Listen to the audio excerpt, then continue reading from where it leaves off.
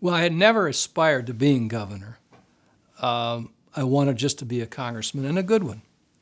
I'd been elected to 4 terms, had great success with the Chrysler Rescue, worked well with business and labor, and I thought if I'm ever going to do anything else in public life, this would be the time to go back and be governor. We'd had 20 years of Republican governors. There hadn't been a Democratic governor since 1962. I saw when Ronald Reagan was elected that it looked to me like he was going to rule the roost for a long time in Washington, and there wouldn't be as many opportunities to do things for a Democrat, or for me. And so I thought, if I could really help the auto industry the way I did in Congress, maybe I could do a lot in Michigan. I knew Michigan was in deep financial trouble. I knew Michigan was in deep economic trouble. And I thought, that's where I should put my energies, and this would be my time if I was ever going to do anything else in politics.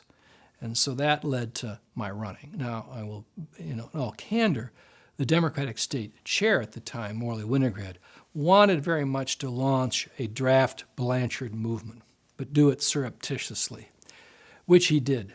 And I basically said to him, look, if you're going to launch a draft Blanchard, that's fine. Just don't have me or anyone who works with me connected to it at all. And if you really get the kind of support that I would need to run, then I'll look at it. But otherwise, I won't. Because I was not interested in giving up, a congressional career that I enjoyed and felt I was good at. So he put in motion a draft Blanchard movement, even though he didn't have his fingerprints on it either. And it caught on. And I had received a lot of exposure on television in Michigan over the Chrysler battle. It was a year-long battle.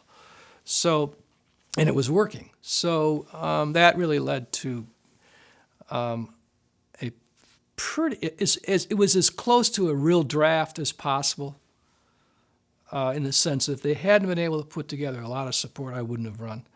But between grassroots Democrats, the United Auto Workers, the Jewish community, others, suburban officials, they put together a pretty strong campaign, even before I said I would explore it.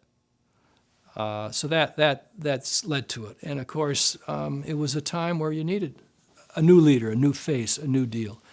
And I think we gave that to Michigan. I think one of our legacies is we helped lead Michigan out of the worst recession since the Great Depression. Remember, unemployment, despite what people say today in 2011, unemployment was a little over 17% the month before I was sworn in. I mean, they were dark days. Michigan had gone to Japanese banks for a loan to get through the year. Our credit rating was so low we were tied with Puerto Rico for the worst credit rating in the nation. They were selling copies of the Houston Chronicle at the corner of 10 Mile and Woodward in my hometown of Pleasant Ridge. People were buying them, the Sunday Houston Chronicle, for the want ads for jobs. I mean, that's how bleak it was. The previous governor, Governor Milliken, had been issuing one executive order after another, cutting back on state government, cutting expenditures, cutting schools, cutting transportation, cutting universities. I mean, it was a very difficult time, and I saw it as an opportunity. I thought the time to show leadership in public office is when they really need it. It's not when things are good. I used to joke and say anybody can be governor of Minnesota. I went to law school there because it's a state with very few problems.